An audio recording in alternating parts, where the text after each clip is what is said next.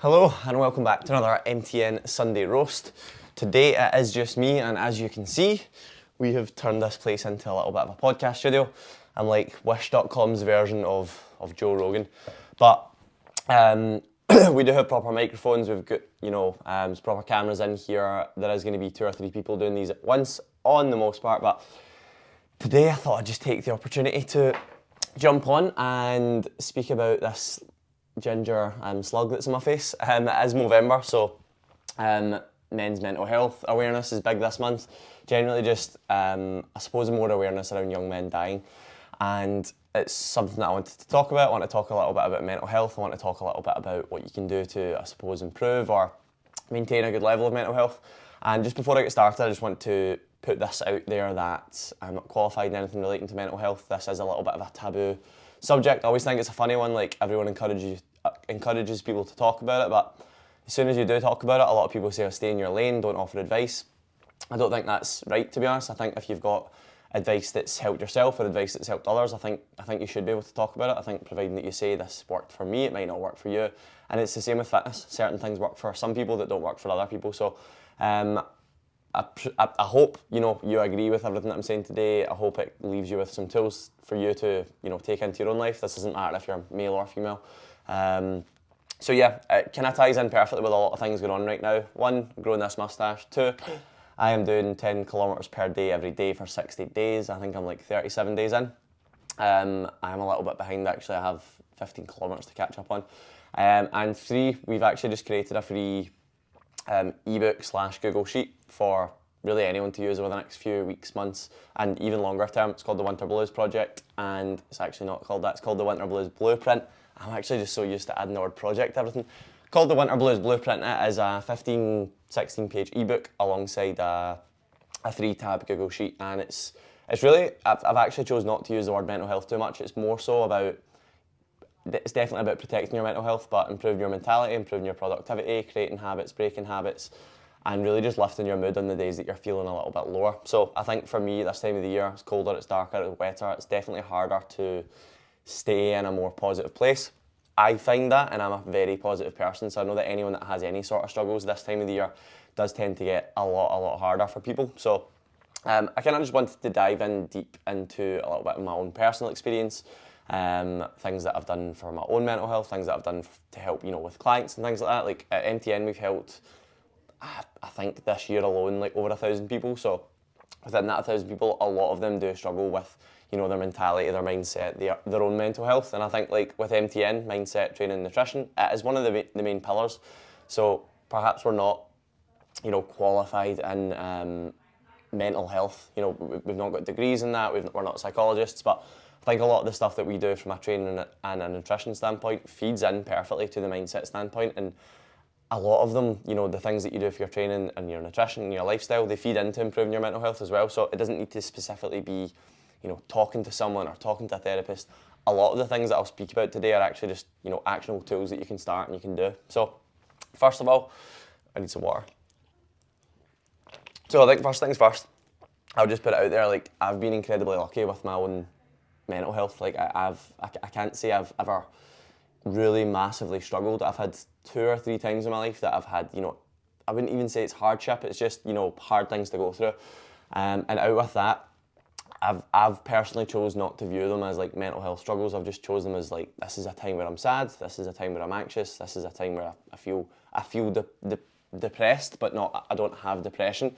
And that's actually a tool that I've used quite consistently to stay on top of my own mindset, beliefs, mental health, and it's just changing my belief. I think a lot of people nowadays hear about anxiety and hear about depression, and they immediately label themselves with it. And I really don't want to take this away from anyone that's been fully diagnosed, that's on medication, anything like that. But I think a lot of people can and should look at it from a belief standpoint as well. And I think what you tell yourself that you are, you end up becoming. And I believe this for finances, I believe this for relationships, I believe this for fitness as well. But I think if you look at like anxiety and depression, a lot of people feel anxious or they feel depressed, and they label themselves as, I have anxiety or I have depression, when in reality for a lot of people that is not the case. The case is like it's completely fucking normal to feel that particular way at some point. And I think I think more people need to own the fact that it's good to feel like shit quite a lot of the time, because without feeling really bad for an extended period of time, you're never really going to feel that good. I cover this a little bit in the Winter Blues blueprint, but you are never going to feel great if you've never went through a time where you felt bad.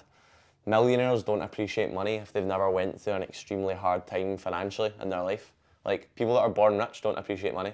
People that are like self-made millionaires, people that have been born with a six-pack probably don't appreciate their six-pack. Actually, I probably fall into that category. I have been blessed with abs most of my life. I don't really appreciate them, I don't really care about them. Whereas somebody that's like worked and lost 7 stone, or like, you know, had to really work hard to get there, they're gonna appreciate that a lot more than me. And the same goes for, I suppose, your mentality and your mental health. If you've never felt bad, you're never gonna feel that good. So for me, one of the things I do surrounding, I suppose, my own beliefs is I don't own, I suppose I don't own emotions. I don't become emotions. I just say that I have them. I get anxious. I get anxious, you know, a few times every week. I get anxious about a lot of things. I get sad about a lot of things, but I'm not depressed and I don't have anxiety. And that actually just might be easy for me to say because I physically do not have these things. So again, I'm not trying to take this away from anyone that's watching this thinking, well, I actually do have anxiety. That's not the point I'm trying to make. But if you're someone that's not been diagnosed with anything, then you've not really seeked proper help, then don't label yourself with things until you know. And even when you know, it's probably not a good idea. So, like I said, I've had an incredibly lucky upbringing, good parents, good family life, went on lots of holidays, never didn't have clothes, never didn't have food. So I'm in a fortunate position. I have never really went through like true hardship of poverty, of disease, of close family dying and things like that. So I'll be completely honest, like I maybe just have really good mental health because of that. That's fine, but I also believe a lot of the things that I do on a daily and a weekly basis help me to maintain a very good level of mental health and positivity. And I cover these within the Winter Blues blueprint.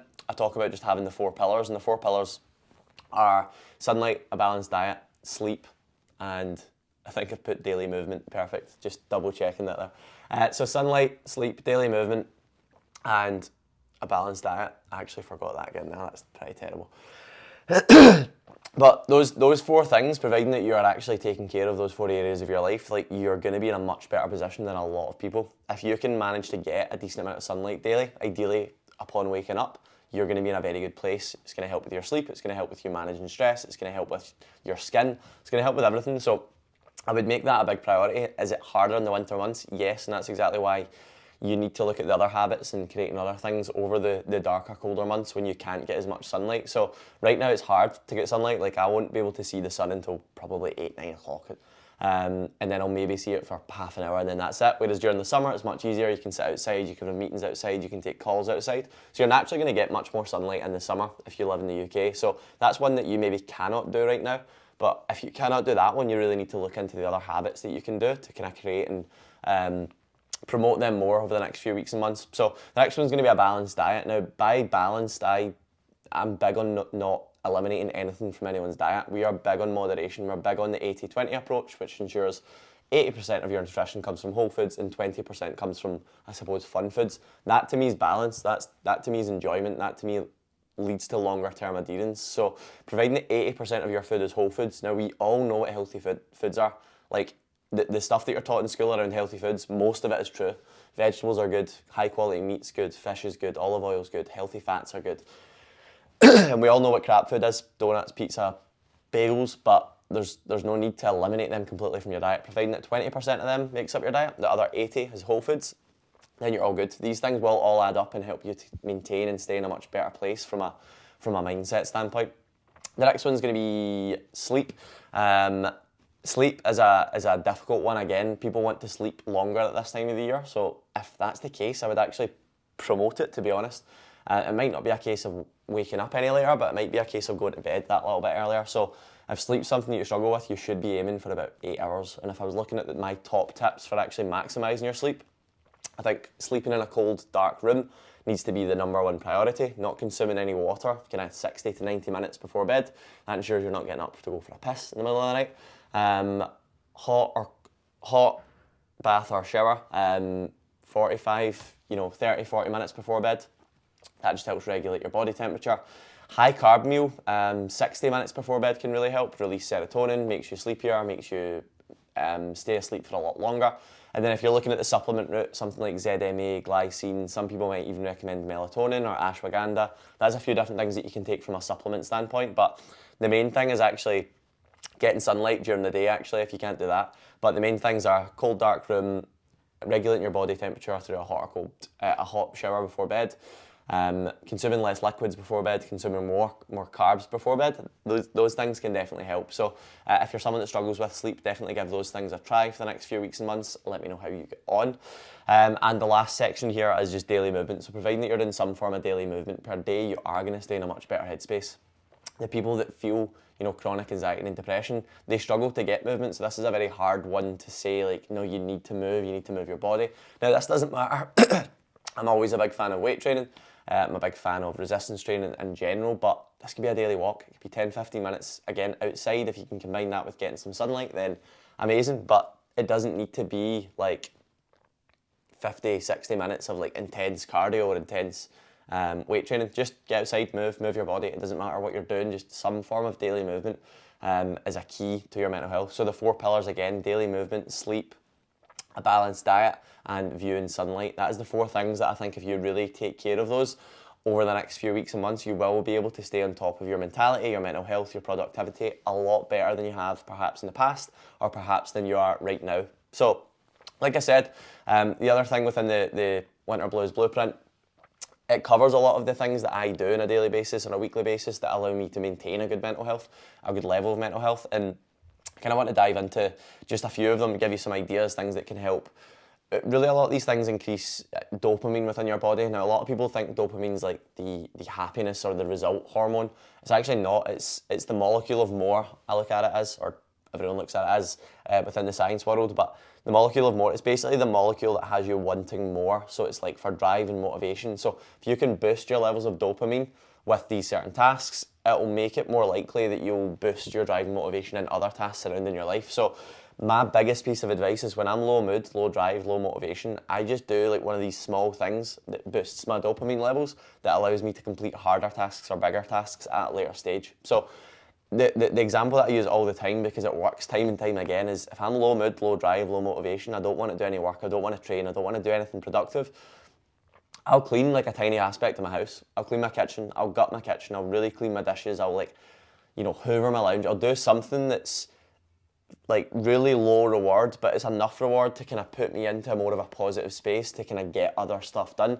And this works almost every time. Don't get me wrong, there's still days where I'm like, nah, I'm going back to bed, I'm calling it a day. But the vast majority of time when I do this and I like gut my kitchen or I really clean my car, my levels of dopamine, my levels of drive just go through the roof. And a lot of these things, I'll just list some of them. Go a drive or a walk outside, expose yourself to sunlight, expose yourself to cold water. So I said hot water before you sleep, that can help regulate your body temperature for sleeping. Cold water in the morning can be great, so a cold shower, a cold bath, cold dip in the sea. That, from a dopamine standpoint, it absolutely elevates it. So if that's something you're interested in, definitely try it. The next one's NSDR. This is something that I do on probably every second day. NSDR basically stands for non-sleep deep rest. It is a meditation protocol. Now, when I say meditation, to most people, they yawn, they close their eyes, they don't close their eyes, they don't want to listen. Meditation to me in the past as well was the same. I didn't know how to meditate, I couldn't shut off my mind. I sat there for 3 minutes and I was like, I'm bored, I'm stopping this. NSDR, non-sleep deep rest, it requires you to do very little, so it's more enjoyable.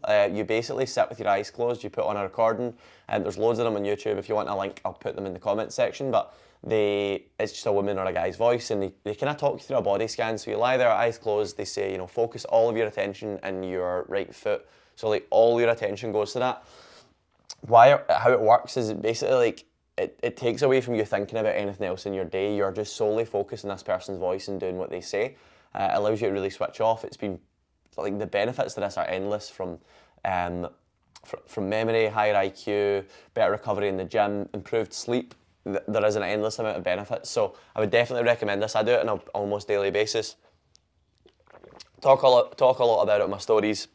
You'll probably seen it on my Instagram story, but NSDR is something that I've been doing for the last 18 months. I heard of it from Andrew Huberman, who I hear about. Anything that I say that sounds reasonably smart comes from Andrew Huberman. The next one, read some positive news, reports from around the world, take a walk in nature, create a to-do list for every part of your life. I'll cover that one in a minute. Deep clean, cook something new, have a self-care evening, write down things that you're grateful for. So the one that I want to come back to is creating a to-do list for every single aspect of your life. This is how I manage my mental health, in my opinion, like better than anyone. I just list off any area of my life. So, MTN, I break that down into online coaching, fat loss project, 12-week peak, finances, accounts, blah, blah, blah. I break down every single area of every single part of my life, and I just make lists of every single thing I need to do within that area. Now, it's incredibly overwhelming when you first do this. You look at car, family, relationships, friends, social life, finances, career, business, fitness, nutrition. Break down all these areas and just list off things that you can and should do within that area that will improve it. I fully believe this is the one thing that I do better than anyone that allows me to just make progress in my life. Everyone has lists. I'm not saying I have, the only person on earth with to-do lists, but I use these as like my absolute gospel. I update them on a daily basis. I tick things off, I cross things out, I move things, I ask my assistant to do things. I use this for everything, and all I use is Google Documents. It's just a Google document, title, bullet point, bullet point, bullet point. When I do them, I cross them off, or I delete them, or I highlight them in red. And I just do this for every area of my life. And don't get me wrong, there's never not something to do. There is always something to do which might feel overwhelming, but I'm aware of everything that I need to do, which I think is one of the biggest problems for people that have, chronic anxiety. They have stress about things that haven't happened. They have stress about things that they can't control.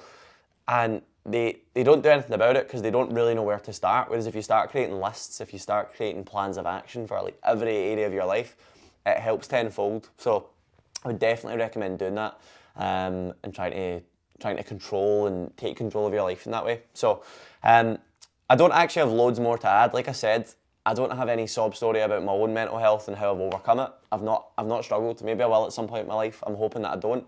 But I fully believe a lot of the things that I do on a daily and a weekly basis allow me to monitor and control my mental health. A lot of these things we tell clients to do, which we've had, thousands and thousands of clients tell us they've felt dramatically better since doing these things. So yeah, I think the 4 pillars, balanced diet, improve your sleep, get direct sunlight, daily movement. Those are the 4 things that I think you should be looking to do on a daily basis. Out with that, there's a task list here. If you want to download the Winter Blues Blueprint, there's a task list of things you can do. But yeah, if you can complete these 4 things and use some of these things, deep clean your house when you're feeling low motivated, create to-do lists, it's a big one for me. Go out a walk, listen to music that you enjoy, things like this. It's just trying to build a toolbox of things that you can do when you do struggle or you feel like you're having those days. Like I'm saying, I don't struggle and I don't struggle with poor mental health. I still have days where I feel like absolute death. Still have days where I'm low drive, low motivation, but I tend to do these things and it definitely does help. Just a last point to finish. I've not really been drinking for the last 9 weeks now. Well, I had one day when I went out drinking, but my plan was to eliminate booze for the last 12 weeks, and that alone has made more improvements in my mental health than anything that I've ever done, ever. So I don't want to dive in and speak too much about booze, drugs, alcohol, anything like that, but that single factor alone has helped me improve my mental health, and I don't particularly struggle. So if you're someone that really struggles, I would say start there as well. Don't need to eliminate, like I said, we're not big on elimination at MTN, but moderate certainly. If you're drinking 3 times a week, start drinking once a week. If you're binge drinking, start reducing how much you're drinking. If you're drinking, 15 drinks, start drinking 10 drinks. Doesn't need to be elimination, it can be moderation, but start there. I don't want to make this episode just about alcohol, I've done enough on that, but start there and then try and filter in these 4 pillars: balanced diet, improved sleep, sunlight, daily movement. Once you've nailed those things, and limiting alcohol, start weaving in some of these other tools, and I can guarantee you will have a much better mentality, a much better state of mental health as well. Cheers.